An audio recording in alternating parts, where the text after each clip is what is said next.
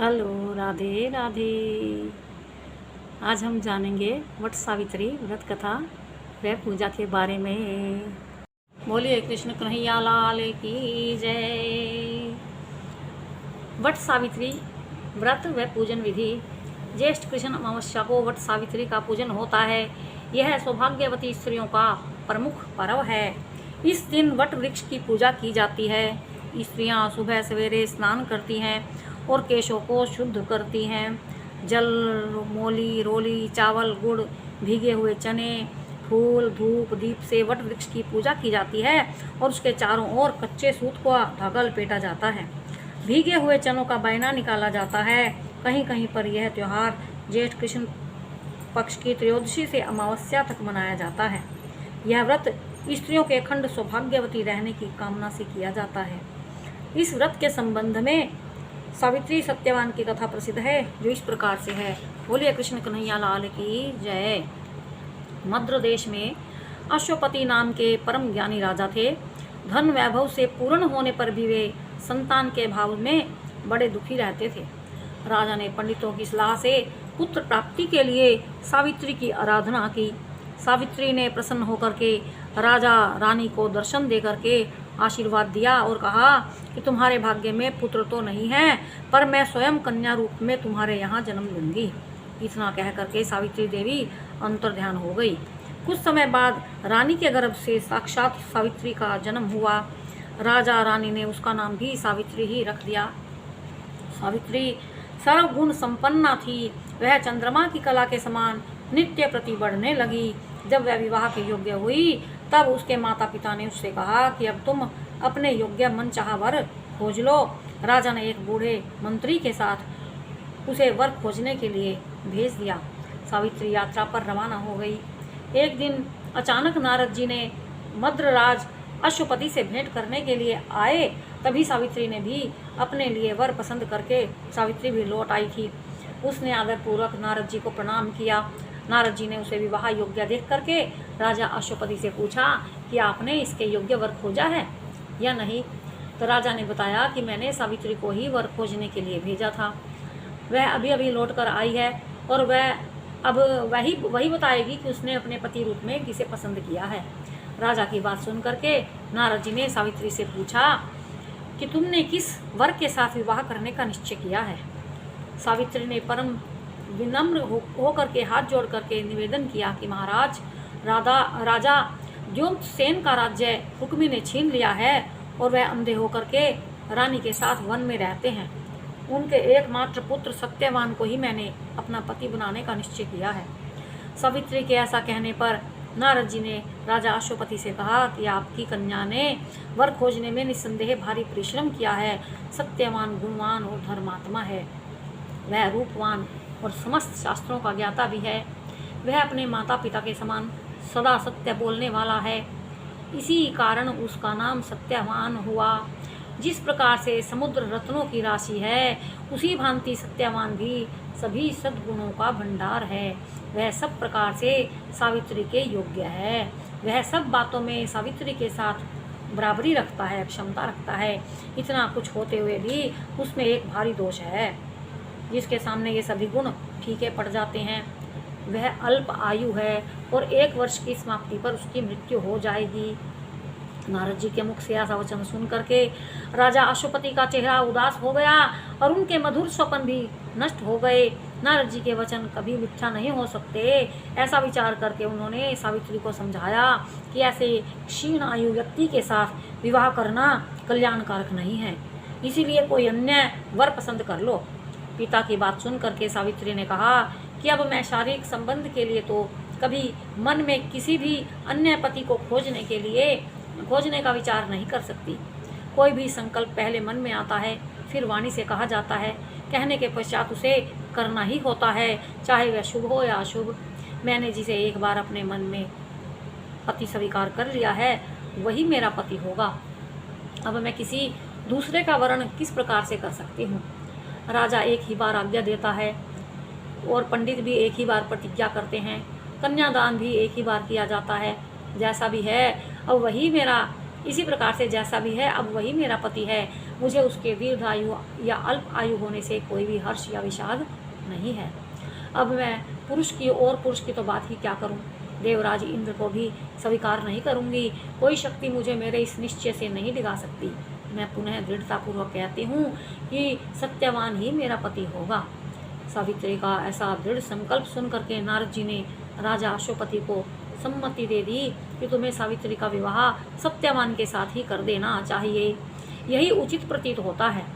इस प्रकार राजा को समझा बुझा करके नारद जी अपने स्थान को चले गए।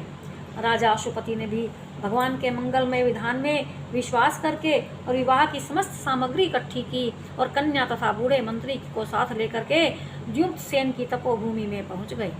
वहां पर राजा द्युम्नसेन अपनी रानी और राजकुमार सत्यवान के साथ रहते थे। अश्वपति ने उनके पास पहुंच करके अपना नाम बताते हुए उनके चरणों में प्रणाम किया।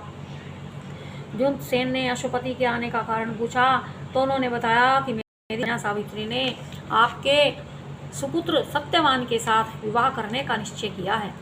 मैं भी इससे सहमत होकर के विवाह की तमाम सामग्री लेकर के आपकी सेवा में उपस्थित हुआ हूँ। राजा की बात सुन करके द्युम्नसेन उदास हो गए और उन्होंने कहा कि अब आप में और मुझ में कैसी समता। आप राज्य आसीन राजा हैं और मैं राज्य भ्रष्ट रंक हूँ। इस पर भी हम दोनों तो आंखों से अंधे हैं, निर्धन हैं और वन में रहते हैं। आपकी कन्या ने वन के भारी कष्टों को ना जान करके ऐसा विचार कर लिया है। महाराजा अश्वपति ने कहा कि सावित्री ने इन सब बातों पर भली प्रकार से विचार कर लिया है। वह कहती है कि जहाँ मेरे सास ससुर और पतिदेव निवास करते हैं वहीं मैं भी निवास करूंगी, वहीं मेरे लिए वैकुंठ है। सावित्री के ऐसे दृढ़ निश्चय को सुन करके द्युम्नसेन ने विवाह की स्वीकृति दे दी। शास्त्र सम्मत रीति से सावित्री का विवाह सत्यवान के साथ करके राजा अश्वपति तो अपनी राजधानी को लौट गए और उधर सावित्री मन चाहे पति सत्यवान को पाकर के सुखपूर्वक वन में रहने लगी। नारद जी के वचन हर समय सावित्री के कानों में गूंजते रहते थे। वह एक एक दिन गिन रही थी। उसने जब पति की मृत्यु का दिन निकट आया जाना तब 3 दिन पहले से ही उसने उपवास आरंभ कर दिया। तीसरे दिन अपने पितरों का पूजन किया। वही दिन नारद जी ने सत्यवान की मृत्यु का बताया था। रोज की भांति उस दिन भी सत्यवान अपने समय पर कुल्हाड़ी और टोकरी लेकर के लकड़ी काटने के लिए वन में जाने लगा तो सावित्री ने स्वयं भी उसके साथ चलने का आग्रह किया। सत्यवान ने उसे उस माता पिता की सेवा करने के लिए वहीं ठहरने की सम्मति दी। तब सावित्री ने अपने सास ससुर से सत्यवान के साथ वन में जाने के लिए आज्ञा ले आई और उसके साथ वन में चलने की तैयारी की। सत्यवान ने वन में पहुंच करके फल फूल तोड़े और बाद में लकड़ी काटने के लिए एक वृक्ष पर चढ़ गया। वृक्ष के ऊपर ही सत्यवान के सिर में भारी पीड़ा होने लगी। वह वृक्ष से नीचे उतर कर आया और सावित्री की जंघा पर अपना सिर रख करके लेट गया। कुछ देर बाद सावित्री ने अनेक दूतों के साथ यमराज को हाथ में पाश लेते हुए आते हुए देखा। पहले तो यमराज ने सावित्री को दैवी विधान कह करके सुनाया और फिर वे सत्यवान के अंगुष्ठ मात्र जीव को लेकर के दक्षिण दिशा की ओर चल दिए। सावित्री भी यमराज के पीछे पीछे चलने लगी। जब बहुत दूर तक भी उसने यमराज का पीछा ना छोड़ा तो उन्होंने कहा कि हे पतिव्रते, जिस सीमा तक एक मनुष्य दूसरे मनुष्य का साथ दे सकता है वहां तक तुमने पति का साथ दिया। अब तुम घर लौट जाओ। सावित्री ने कहा, हे धर्मराज, जहाँ मेरा पति जा रहा है वहीं मुझे भी जाना चाहिए। यही सनातन धर्म है। पतिव्रत के प्रभाव से आपकी कृपा से कोई भी मेरी गति नहीं रोक सकता। सावित्री के ऐसे धर्मपूर्ण वचन सुन करके यमराज ने प्रसन्न होकर के उसे एक वर मांगने के लिए कहा। सावित्री बोली कि मेरे सास ससुर वन में रहते हैं और अंधे हैं। मैं आपसे यही मांगती हूँ कि उन्हें दिखाई देने लगे। यमराज ने ऐसा ही हो ऐसा कह करके उन्हें लौट जाने की सलाह दी। यमराज की बात सुन करके सावित्री ने कहा कि हे भगवान, जहाँ मेरे पति देव जाते हों वहाँ मैं उनके पीछे पीछे चलने में मुझे कोई भी कष्ट या परिश्रम नहीं है। पति परायण होना मेरा कर्तव्य है।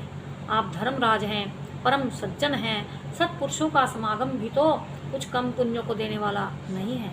सावित्री के ऐसे धर्मयुक्त और श्रद्धापूर्वक वचन सुन करके यमराज ने फिर कहा कि हे सावित्री, मैं तुम्हारे वचनों से बहुत प्रसन्न हूँ। तुम मुझसे एक और वरदान मांग सकती हो। सावित्री ने कहा, राजा द्युम्नसेन का राज्य छिन गया है। वह उसे वह पुनः प्राप्त करें और धर्म में उनकी सदैव प्रीति बनी रहे, यही वरदान मुझे दीजिए। यमराज ने वरदान दे करके पुनः उसको लौट जाने को कहा, किंतु वह ना मानी और बराबर पीछा करती रही। उसकी ऐसी दृढ़ पति भक्ति देख करके यमराज ने प्रसन्न होकर के उसे तीसरा वरदान देने की इच्छा प्रकट की। तब सावित्री ने अपने पितृकुल की भलाई के लिए दृष्टि में रख करके 100 भाई होने का वरदान मांगा। यमराज ने सहर्ष यह वरदान भी दे दिया। सावित्री से पुनः आगे ना बढ़कर लौट जाने का आग्रह किया, किंतु सावित्री जो थी अपने प्रण पर अडिग रही। सावित्री की ऐसी निष्ठा और दृढ़ संकल्प देख करके यमराज का हृदय पसीज गया। वे बड़ी कोमल वाणी में बोले, हे सुव्रते, तुम जो उत्तम धर्म युक्त और गंभीर युक्ति पूर्ण वचन कहती हो, त्यों तो मेरी प्रीति तुम पर और बढ़ती जाती है। अतः तुम सत्यवान के जीवन को छोड़ करके एक और वरदान मुझसे ले लो और अपने घर लौट जाओ। पहले तीनों वरदान पा करके सावित्री ने अपने ससुर कुल और पितृकुल दोनों का कल्याण कर लिया। अब केवल अपनी ही भलाई का प्रश्न सन्मुख था। पतिपरायण नारी को अपने पति की आयु वृद्धि के अतिरिक्त और क्या फल कामना हो सकती है। यही सोच करके सावित्री ने सत्यवान से 100 पुत्र होने का वरदान मांगा। सावित्री के ऐसे युक्ति पूर्ण वचन सुन करके यमराज बहुत संतुष्ट हुए और उन्होंने उसे वरदान देते हुए सत्यवान को पाश से मुक्त कर दिया, छोड़ दिया और कहा कि सत्यवान से तुम्हें निश्चय ही 100 पुत्र होंगे। सावित्री को मनोवांछित वरदान दे करके यमराज वहीं अंतर्ध्यान हो गए और वह लौट करके वट वृक्ष के नीचे आई। वट वृक्ष के नीचे सत्यवान का मृत शरीर पड़ा हुआ था, उसमें जीवन का संचार हो गया और वह उठ करके बैठ गया। सावित्री ने सत्यवान से सारा वृत्तांत कह सुनाया और फिर वे दोनों खुशी खुशी आश्रम की ओर चल दिए। सत्यवान के माता पिता को दृष्टि प्राप्त हो गई और वे अपने आज्ञाकारी पुत्र और सेवापरायण पुत्र वधू को न देख करके अत्यंत दुखी हो रहे थे। तभी सावित्री और सत्यवान वहां पर पहुंच गए। सारे देश में सावित्री के अनुपम पतिव्रत का समाचार फैल गया। प्रजाजनों ने महाराज द्युम्नसेन को ले जाकर के आदरपूर्वक राज सिंहासन पर बैठा दिया।